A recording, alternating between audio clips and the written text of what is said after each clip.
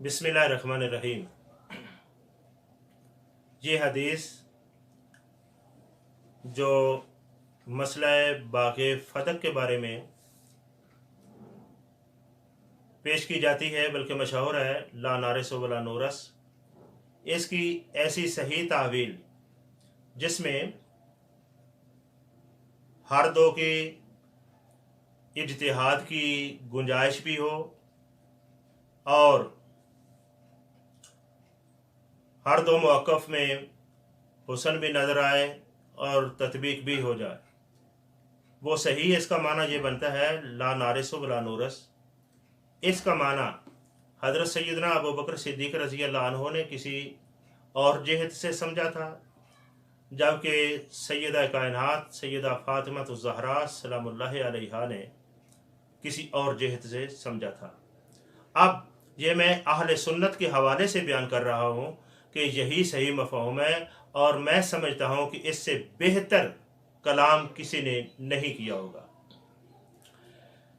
सबसे पहली तो बात ये हमने ज़हन में रखनी है कि सैयदा ज़हरा ने मुतालबा किया था, पैगाम भेजा और उन्होंने इनकार कर दिया या न दिया। मुतालबा किस बात का था, इनकार किस बात से किया गया, और ये हरगिज़ मुमकिन नहीं कि सरीह कुरान की आयत या हजूर का वाज़ेह इरशाद मौजूद हो और हर दो कहें कि हम ऐसा करके दिखाएंगे। यानी किसी एक की जानिब भी ये मनसूब करना कि उन्होंने हदीस को कुछ नहीं समझा या उसको अहमियत नहीं दी, ये हरगिज़ रवा नहीं है।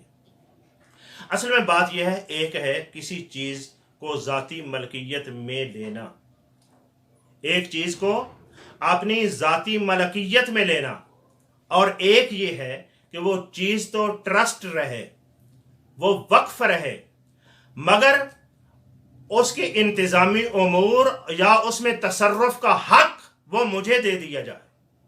ये दो अलग अलग चीज़ें हैं। अब ये अगर कोई कहे कि मैं ये साबित करता हूँ कि सैयदा ज़हरा ने अपनी ज़ाती मलकियत में लेने का दावा किया था, तो ये उसके लिए कहीं मुश्किल हो जाएगा। ऐसा नहीं है। सूरत यही बनती है कि इस पर इत्तिफाक था हर दो जानिब से कि इस बाग़े फ़तक को ज़ाती मलकियत में कोई नहीं रखेगा, कोई नहीं रखेगा ज़ाती मलकियत में। ना ही सैयदा रखेगी, ना ही अबू बकर सिद्दीक को यह हक था, किसी को भी हक नहीं था। उसके बाद नंबर दो मसला यह है कि उसमें तसर्रुफ करने का हक, तसर्रुफ कौन है? तो वो एक बात बनती है कि हज़रत सैयदा ज़हरा ने कहा कि तसर्रुफ से तो मुमानत नहीं है। ला नारिस वला नूरस का तो मतलब यह है कि ज़ाती मलकियत में कोई नहीं तरका नबूवत लेगा, तरका नबी कोई ज़ाती मलकियत में नहीं लेगा। रह गया तसर्रुफ करने का मामला, उसकी तो इजाज़त है। तो सैयदा ने इस हवाले से वो मुतालबा कर लिया और हज़रत अबू बकर सिद्दीक़ रज़ी अल्लाह ताला अन्हु ने अपनी फ़हम से, अपने इज्तिहाद से ये समझा कि इस हदीस से जिस तरह हक़ मलकियत में लेना ये दुरुस्त नहीं है, इसी तरह इनका इसमें तसर्रुफ करना रवा नहीं है।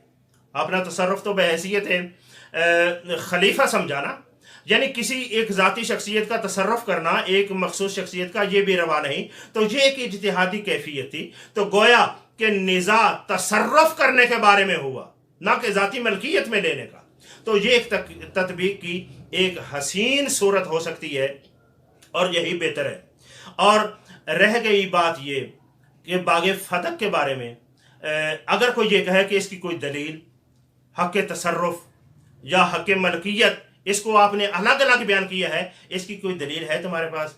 तो मैं कहता हूँ पहली दलील ये है हज़ूर अलैहिस्सलातु वस्सलाम का बगला, हज़ूर की सैफ यानी तलवार और खच्चर, इस तरह इमामा, ये हज़रत अब्बास रज़ी अल्लाह ताला अन्हु के तकाज़े के बावजूद, उनके तकाज़े के बावजूद ये हज़रत मौला अली अल मुर्तज़ा को दे दिया गया था। उसमें ये, अब सवाल ये है ना कि वो दे दिया गया था तो उसमें ये आड़े क्यों नहीं आई चीज कि इसका तो वारिस कोई नहीं होता, इसको बैतुल माल में रहने दो, अली को क्यों दे? मगर ये अली को दे दिया गया था। ये अपना मुख्तलिफ हवालों की जरूरत नहीं, पहले मसला समझे कि ये दे दिया गया था मौला। फिर उस पर यही सवाल आता है, उसका जवाब मैं आपको اس کا جواب تو چاہیے نا کہ مولا علی کو یہ چیزیں کیوں دی گئی؟ زیرہ بھی دے دی گئی، امامہ اور تلوار، بغلہ، خچر۔ حضرت عباس کہتے رہے خلیفہ سے کہ مجھے دے دو، نہیں دیا گیا، حضرت علی کو دے دیا گیا۔ سوال یہ ہے کہ جب ان میں وراثت جاری نہیں ہوتی تو حضور کی یہ چیزیں ان کو منتقل کیوں کی حضرت علی کو؟ اس سوال کا جواب چاہیے، اور اس کا سوال کا جواب میں پیش کر رہا ہوں تاجدار گولڑا حضرت سیدنا پیر سید میر علی شاہ صاحب رحمۃ اللہ علیہ کی تحریر سے، آپ کے قلم سے صادر ہونے والا جواب، اور کتاب کا نام وہی تصفیہ بابین سنی بشیہ۔ وہ کہہ رہے ہیں، وہ اس کا جواب دیتے ہوئے کہتے ہیں، پیر صاحب کی بلا جواب دیتے ہوئے کہتے ہیں کہ جو خلیفہ نے، وہاں ان کے لفظ ہیں حضرت ابو بکر یا عمر رضی اللہ تعالیٰ عنہ، وہ کہتے ہیں کہ جو خلیفہ نے یہ چیزیں حضرت علی کو دی تھیں، یہ ان کو ذاتی ملکیت میں نہیں دی تھیں، یہ چیزیں ان کے صرف تصرف میں دی تھیں۔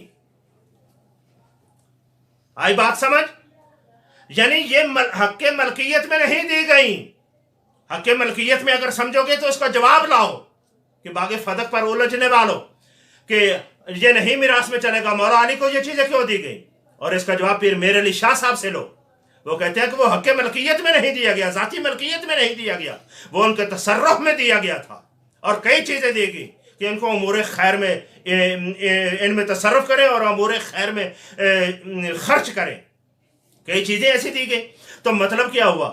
معنی سمجھ میں آ گیا کہ ذاتی ملکیت میں دینا اور چیز ہے، تصرف کے لیے عطا کرنا یہ اور چیز ہے۔ اب اس پر نتیجتاً یہ بات بھی سمجھ لو، میں کہہ رہا ہوں، اعلانیہ طور پر کہہ رہا ہوں، اگر سیدہ زہرا سلام اللہ علیہ کو حضرت سیدنا ابوبکر صدیق رضی اللہ تعالیٰ عنہ تصرف کا حق باغ فتح میں دے دیتے تو ہرگز گناہگار نہ ہوتے بلکہ جائز ہوتا۔ خلیفہ کا کام ہی کیا ہے؟ خلیفہ کا کام یہ ہے، بیت المال میں وہ حق تصرف کسی کو دے سکتا ہے، ہاں اگر روکنا چاہے پھر بھی اس کے پاس اختیار ہے۔ یعنی یہ ان کی ثواب دید پر موقوف ہے، انہوں نے دیکھنا ہوتا ہے کہ مناسب ہے یا نہیں۔ یہی تو ہمارا مسئلہ ہے، یہی تو اہل سنت کہتے ہیں کہ یہ خلیفہ کا اختیاری معاملہ تھا، اگر دے دیتے پھر بھی بچا تھا، اگر بحیثیت خلیفہ ہونے کے روک لیا ہے تو پھر بھی ان کو اختیار ہے۔ مسئلہ یہ ہے تصرف کا حق دینا۔ تو اب یہ مسئلہ واضح ہو گیا، ذاتی ملکیت میں آنا چیز کا یہ اور بات ہے، اور تصرف میں دے دینا یہ اور بات ہے۔ تو لہذا یہ تصرف کی بات تھی، نہ کہ حق ملکیت کی۔ تو یوں گویا کہ حضرت سیدنا ابوبکر صدیق نے اپنا خصوصی اختیار استعمال کرتے ہوئے تصرف سے روک دیا گیا۔ اگر دے دیتے تو یہ بھی ایک نفع بخش چیز تھی، لیکن جو انہوں نے سمجھا، صحیح سمجھا اور سچ سمجھا۔ تو یہ اس حوالے سے ہم نے یہ حدیث لا نارس ولا نورس جو ہے اس کا درست مفہوم سامنے لانے کی کوشش کی ہے کہ اس کا صحیح مفہوم جو ہے کیا بنتا ہے، اور جو اس سلسلے میں جو کچھ میں نے بیان کیا ہے اس کی بنیاد امام ابن حجر عسقلانی رحمۃ اللہ تعالی کی فتح الباری ہے۔